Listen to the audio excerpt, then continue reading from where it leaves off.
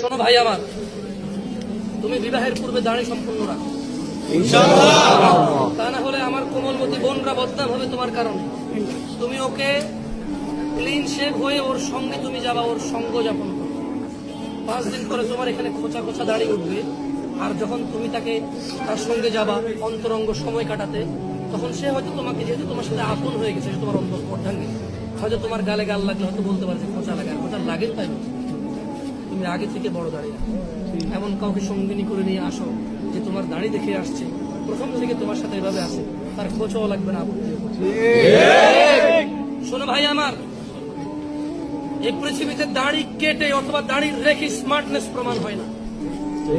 দাড়ি কেটে ও দাড়ি রেখে নবীর উম্মতের নিজের উন্নতি প্রমাণ। শোনো আমার ভাইয়েরা, দাড়ি কেটে এদেশে স্মার্ট